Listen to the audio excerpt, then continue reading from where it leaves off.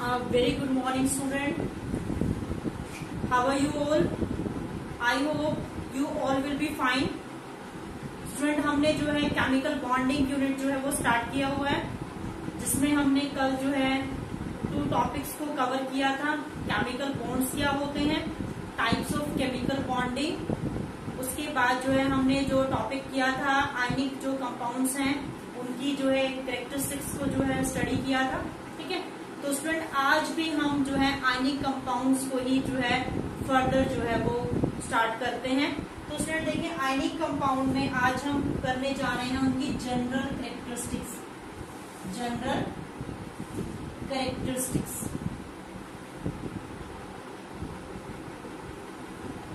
ठीक है, general characteristics of ionic compound. ठीक है, कैरेक्टरिस्टिक्स ऑफ आयनिक कंपाउंड। तो स्टूडेंट सबसे पहले देखिए physical state.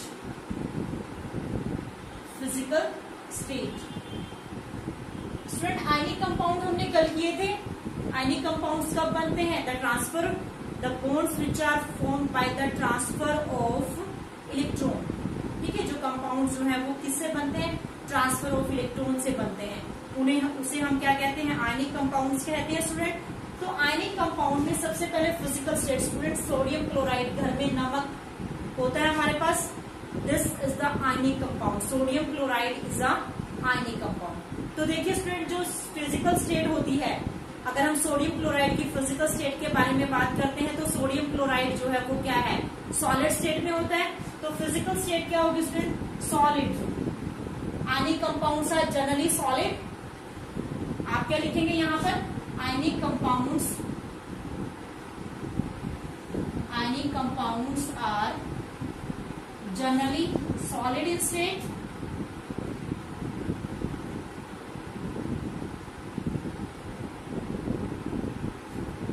clear student। Second हम बात करते हैं स्ट्रक्चर के बारे में। किसके बारे में? स्ट्रक्चर के बारे में। तो स्टूडेंट जो आयनिक कंपाउंड्स होते हैं इनके जो स्ट्रक्चर होते हैं 3 डायमेंशनल स्ट्रक्चर होते हैं। कौन से होते हैं? 3 डायमेंशनल स्ट्रक्चर्स। कैसे होते हैं? 3 डायमेंशनल स्ट्रक्चर्स होते हैं। और क्या होते हैं? क्रिस्टल्स। नमक जो है किस किस की फॉर्म में होता है? क्रिस्टल्स की फॉर्म में होता है। तो ये क्या होते हैं? 3 डायमेंशनल स्ट्रक्चर्स होते हैं। और क्रिस्टलाइन सॉलिड हम इनको बोल सकते हैं। क्या बोल सकते हैं student? And crystalline solid crystal की फॉर्म में होते हैं, तो हम इसको क्या कह सकते हैं? Crystalline solid. थर्ड स्टूडेंट हमारे पास है melting and boiling point. Melting and boiling point. तो student melting and boiling point के बारे में अगर हम बात करते हैं, ठीक है, आपको पता है कि मेल्टिंग और बॉइलिंग पॉइंट जो है वो डिपेंड करता है इंटरमॉलिक्यूलर फोर्सेस ऑफ अट्रैक्शन। किसके ऊपर डिपेंड करता है student? Intermolecular forces of attraction के ऊपर डिपेंड करता है। तो स्टूडेंट आयनिक जो कंपाउंड्स होते हैं उनमें जो है इंटरमॉलिक्यूलर फोर्सेस जो है वो क्या होते हैं? स्ट्रॉन्ग होते हैं। आयनिक कंपाउंड में क्या होते हैं? स्ट्रॉन्ग इंटरमॉलिक्यूलर फोर्सेस होते हैं। स्ट्रॉन्ग इंटरमॉलिक्यूलर फोर्सेस होते हैं। तो you will have to write here ionic compounds have strong intermolecular forces. क्या होते हैं? स्ट्रॉन्ग इंटरमॉलिक्यूलर फोर्सेस होते हैं। ठीक है, तो उनको ब्रेक डाउन करना क्या होता है? डिफिकल्ट होता है। ब्रेक डाउन करना क्या होता है स्टूडेंट? आगे आप लिखेंगे कि जो फोर्सेस है उनको ब्रेक डाउन करना क्या होता है? डिफिकल्ट होता है। जब फोर्सेस को ब्रेक डाउन करना डिफिकल्ट होता है तो दैट मीन्स उसका मेल्टिंग और बॉइलिंग पॉइंट क्या होगा? हाई होगा। क्या होगा स्टूडेंट? आयनिक कंपाउंड्स का जो मेल्टिंग और बॉइलिंग पॉइंट होता है high melting and boiling point होता है। अगर आपसे क्वेश्चन अराइज हो कि why ionic compounds have high melting and boiling point, तो you have to write the answer because there is a strong intermolecular forces of attraction present between the ionic compound and it is very difficult to break down these forces. That's why ionic compounds have high melting and boiling point. Clear student? यहाँ तक सबको समझ में आया? 3 जो है general characteristics clear हो गई। उसके बाद स्टूडेंट 4th हमारे पास आता है सॉल्युबिलिटी। क्या आता है? solubility। फोर्थ हमारे पास क्या है, सोल्यूबिलिटी। तो स्टूडेंट आपको पता है कि जो सोडियम क्लोराइड होता है, नमक जो घर में होता है, वो वाटर में सॉल्यूबल होता है। तो स्टूडेंट जो आयनिक कंपाउंड्स होते हैं ना, आयनिक कंपाउंड्स जो है जनरली सॉल्यूबल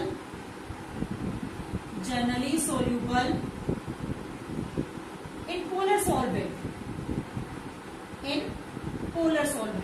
ठीक है। पोलर सॉल्वेंट का मतलब क्या स्टूडेंट, वाटर जो होते हैं उन्हें हम क्या कहते हैं, पोलर सॉल्वेंट कहते हैं, ठीक है। तो आयनिक कंपाउंड जो है पोलर सॉल्वेंट में डिसोल्व हो जाते हैं, लेकिन ये जो है नॉन पोलर में, पोलर होते हैं जो वाटर लविंग होते हैं। पोलर कौन से होते हैं, जो वाटर लविंग होते हैं, ठीक है। और नॉन पोलर कौन से होते हैं, ऑर्गेनिक कंपाउंड्स होते हैं स्टूडेंट नॉन पोलर।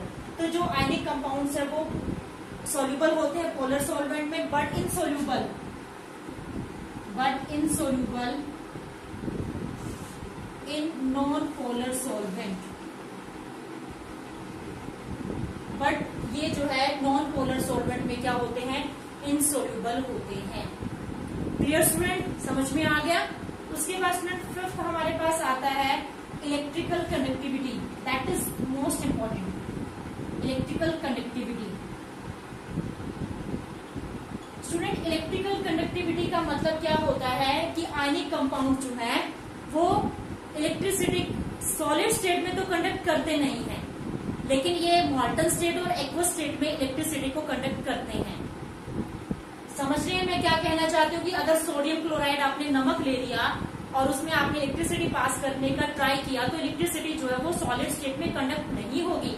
लेकिन अगर आप उसमें वाटर डाल देते हैं, डिसोल्व कर देते हैं सोडियम क्लोराइड के अंदर वाटर, तो जो है उसके बाद आप उसमें इलेक्ट्रिसिटी पास करते हैं, तो एक्वस जो सोडियम क्लोराइड है, एक्वस का मतलब है स्टूडेंट हमने उसमें सोडियम क्लोराइड के अंदर वाटर को ऐड कर दिया, वाटर को ऐड किया, तो इसका मतलब जब आप उसमें इलेक्ट्रिसिटी पास करेंगे तो इलेक्ट्रिसिटी जो है उसके अंदर पास हो जाएगी।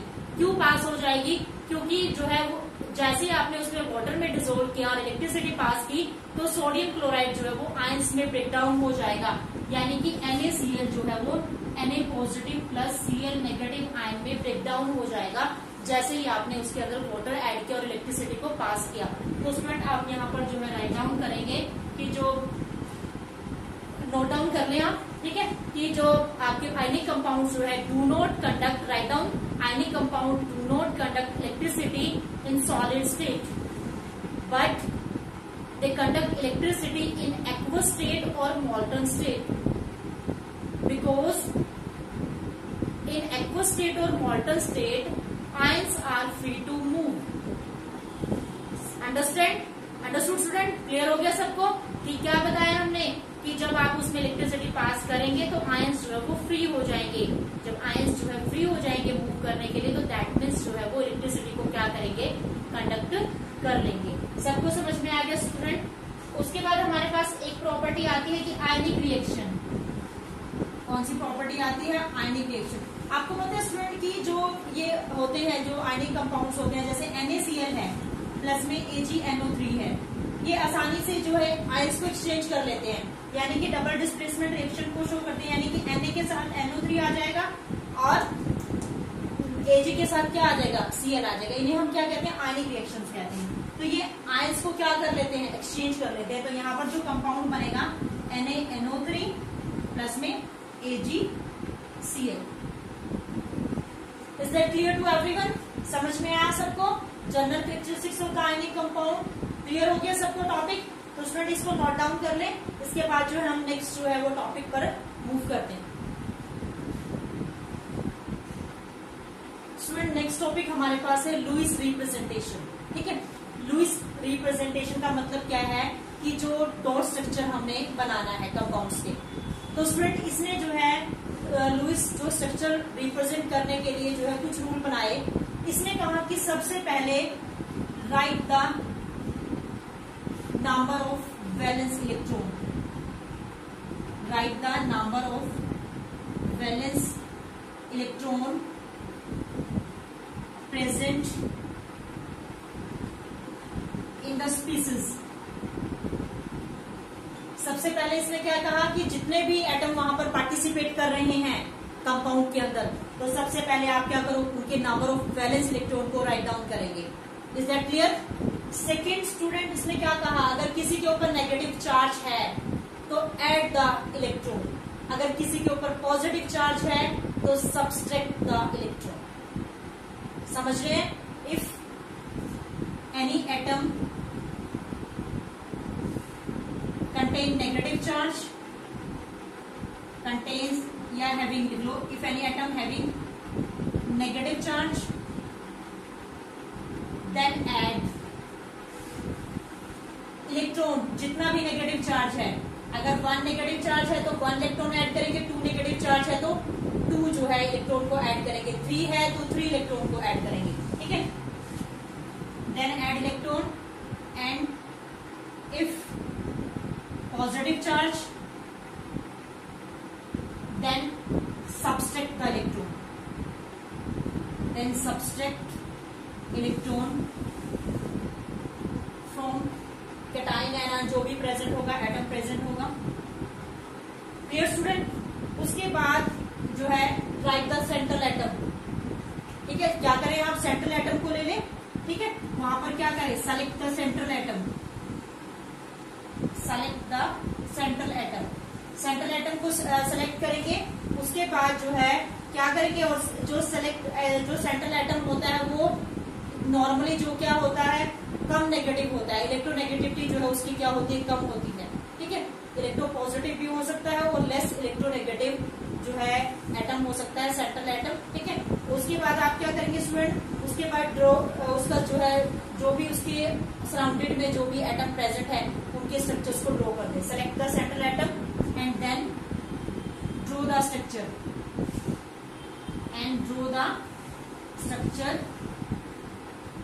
with surrounding atom,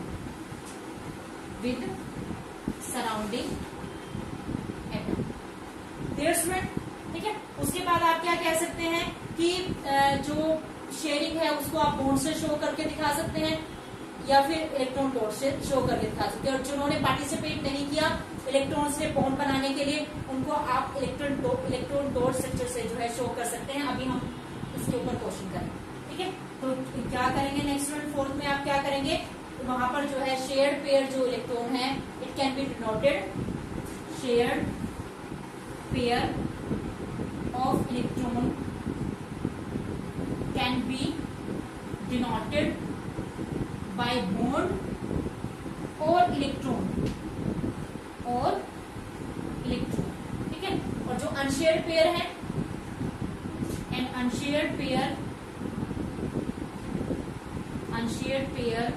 of electron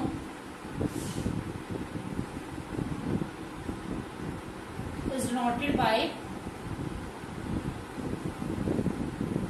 electrons dot. Clear होगा स्टूडेंट? लुईस रिप्रेजेंटेशन कैसे कर सकते हैं, सबको समझ में आया? सबसे पहले वैलेंस इलेक्ट्रॉन राइट करोगे जितने भी एटम प्रेजेंट है। सेकंड, अगर नेगेटिव चार्ज है तो देन ऐड इलेक्ट्रॉन, अगर पॉजिटिव चार्ज है तो subtract the atom. Third, select the central atom and then draw the structure with surrounding atom, जितने भी उसके नेबरिंग एटम है उनके साथ जो है ड्रॉ कर देंगे। थर्ड, फोर्थ जो है शेयर्ड पेयर ऑफ इलेक्ट्रॉन जो है वो या तो बॉन्ड से डिनोट कर सकते हो या फिर इलेक्ट्रॉन से कर सकते हो। और जो अनशेयर्ड पेयर ऑफ इलेक्ट्रॉन है उसको आप किससे करेंगे, इलेक्ट्रॉन डॉट से जो है डिनोट करेंगे। अब स्टूडेंट हम इसके बेसिस पर क्वेश्चन करते हैं ताकि आपको अच्छे से क्लियर हो जाए।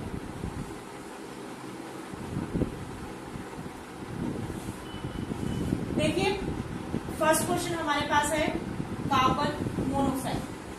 क्या है कार्बन, अब यहाँ पर तो दो ही है, यानी कि कार्बन का किसके साथ बॉन्ड बनेगा, ऑक्सीजन के साथ बॉन्ड बनेगा। तो स्टूडेंट देखिए अब कार्बन के पास कितना प्रेजेंट है, 4 वैलेंस इलेक्ट्रॉन इसके पास क्या है, प्रेजेंट है, ठीक है। 4 वैलेंस इलेक्ट्रॉन जब इसके साथ प्रेजेंट है और ऑक्सीजन के पास कितना है, 6 प्रेजेंट है। ऑक्सीजन के पास कितना प्रेजेंट है, 6 प्रेजेंट है। तो अब क्या करेंगे स्टूडेंट कि कार्बन के पास 4 इलेक्ट्रॉन प्रेजेंट है, ठीक है। कार्बन के पास 4 प्रेजेंट है और ऑक्सीजन के पास कितने हैं, 6 प्रेजेंट है। तो आप देखिए अब क्या करना है कि ऑक्सीजन के पास है पूरे 6 इलेक्ट्रॉन और कार्बन के पास है 4 इलेक्ट्रॉन। ड्रॉ कर दिया आपने। अब देखो स्टूडेंट क्या करना है आपने कि कार्बन के पास जो इलेक्ट्रॉन प्रेजेंट है, ठीक है, और ऑक्सीजन के साथ जो प्रेजेंट है, तो यहाँ पर जो है आपने 2 इलेक्ट्रॉन इलेक्ट्रॉन यहाँ से कार्बन के लिए और 2 इलेक्ट्रॉन ले लिए ऑक्सीजन के, ठीक है। अब इसके पास कितने बचे, 4 बचे ना यहाँ पर, और इसके पास कितने हैं, 2। अब देखो स्टूडेंट, अगर ये एक इलेक्ट्रॉन यहाँ पर लेता है और एक इसका लेता है तो ऑड नंबर ऑफ इलेक्ट्रॉन बनेंगे, ऑड नंबर ऑफ इलेक्ट्रॉन की फॉर्मेशन होगी ना, तो उस सिचुएशन में ना इनकी ऑक्टेट कंप्लीट होगी, ठीक है। तो उस टाइम पर ये क्या करेगा, ऑक्सीजन अपने दोनों इलेक्ट्रॉन को यहाँ पर शेयर कर देगा। ऑक्सीजन क्या करेगा, दोनों इलेक्ट्रॉन को उसने यहाँ पर क्या किया, शेयर किया। मतलब कि इसने एक तो कोऑर्डिनेट बॉन्ड बनाया और 2 क्या बनाए, जो शेयरिंग से बॉन्ड बने, ठीक है। शेयर तो दोनों ने किया, कोऑर्डिनेट बॉन्ड कल मैंने आपको समझाया था। तो यानी कि एक कोऑर्डिनेट बॉन्ड बना, एक कोऑर्डिनेट बॉन्ड बनाने से क्या हुआ कि ना तो इसके पास ऑड नंबर ऑफ इलेक्ट्रॉन बचे, ना इसके पास, इसकी भी ऑक्टेट कंप्लीट होगी 2 4 6 8, और स्टूडेंट इसकी भी, ऑक्सीजन की भी क्या होगी, ऑक्टेट कंप्लीट होगी। यानी कि या तो आप इलेक्ट्रॉन डॉट स्ट्रक्चर जो है ऐसे राइट डाउन कर सकते हैं 2, और ये आप यहाँ पर बना सकते हैं बॉन्ड, और ये ऐसे शो कर सकते हैं। अदरवाइज आप इसको ऐसे भी शो कर सकते हैं, कार्बन, उसके बाद जो है 3 बॉन्ड बना सकते हैं, और यहाँ पर आप कोऑर्डिनेट बॉन्ड शो कर सकते हैं, ठीक है। तो ये आप ऐसे भी जो है इलेक्ट्रॉन डॉट स्ट्रक्चर ड्रॉ कर सकते हैं। Clear student, is that clear to everyone? उसके बाद स्टूडेंट हम सेकेंड स्ट्रक्चर पर चलते हैं, CO2। सेकेंड हम क्या कहते हैं, CO2। हमने ड्रॉ करना है CO2 का स्ट्रक्चर, इलेक्ट्रॉन डॉट स्ट्रक्चर। तो कार्बन का वही 2 4 और ऑक्सीजन का क्या है, सबसे पहले इलेक्ट्रॉनिक कॉन्फ़िगरेशन लिखेंगे, ठीक है। अब आपने क्या लेना है, अब जो ये है कार्बन है वो कम इलेक्ट्रोनेगेटिव है, ऑक्सीजन जो है वो ज्यादा इलेक्ट्रोनेगेटिव है, तो कम इलेक्ट्रोनेगेटिव को बीच में ले लो और ऑक्सीजन को सराउंडेड कर लो, ठीक है। अब देखो स्टूडेंट, ऑक्सीजन के पास कितने, 6 है ना, तो यहाँ पर ड्रॉ कर लो इसके 6 इलेक्ट्रॉन, ठीक है, और यहाँ पर भी ड्रॉ कर लो इसके 6 इलेक्ट्रॉन। कार्बन के पास कितने हैं, 4 है, तो 2 इलेक्ट्रॉन हमने यहाँ पर ड्रॉ कर दिए। अब देखो स्टूडेंट, आपने ऑक्टेट को कंप्लीट करना है। अगर ये एक 2 इलेक्ट्रॉन्स की शेयरिंग करता है, यहाँ से ये भी 2 की शेयरिंग करता है और ये भी 2 की शेयरिंग करता है, तो इस सिचुएशन में स्टूडेंट यहाँ पर क्या बनेगा, डबल बॉन्ड बन जाएगा। क्या बनेंगे यहाँ पर, डबल बॉन्ड की फॉर्मेशन हो जाएगी। समझ रहे हैं ना, ठीक है। तो डबल बॉन्ड, इसका मतलब इसके भी 8, 2 4 6 और 8, 2 4 6 और 8 इसके भी कंप्लीट हो गए, और ये वाले जो है इसके भी 2 4, कार्बन के भी 2 4 6 और 8 कंप्लीट हो गए। यानी कि हमने ऑक्टेट को भी कंप्लीट करना है और इसको भी कंप्लीट करना है। समझ रहे हैं, क्लियर हो गया सबको? तो ये सेकेंड इलेक्ट्रॉन डॉट स्ट्रक्चर था। अब स्टूडेंट हम थर्ड करते हैं, CCl4। क्या करते हैं, CCl4, कार्बन टेट्रा क्लोराइड। अब आपने सेम वही काम करना है, carbon is the least electronegative और क्लोरीन इज मोर इलेक्ट्रोनेगेटिव, तो कार्बन को बीच में लेंगे और क्लोरीन को लेंगे सराउंडिंग में। अब कार्बन के पास कितना इलेक्ट्रॉन होता है, 2 4, और क्लोरीन के पास कितना होता है, 2 8 7। तो आपने बैलेंस इलेक्ट्रॉन को स्टूडेंट ड्रॉ करना है, तो 7 है, तो यहाँ पर आपने क्या किया, 2 4 6 1, 2 4 6 और 1 यहाँ पे ड्रॉ किया, 2 4 6 और ये 1, 2 4 6 और ये 1, और कार्बन के पास कितने हैं, 4 इलेक्ट्रॉन है जो हमने ड्रॉ कर लिए। अब देखो स्टूडेंट, इसने बॉन्ड बनाया है ऐसे, एक एक बॉन्ड बनाया, एक एक बॉन्ड बनाने से इसका क्या हुआ, ऑक्टेट भी कंप्लीट हो गया, ठीक है।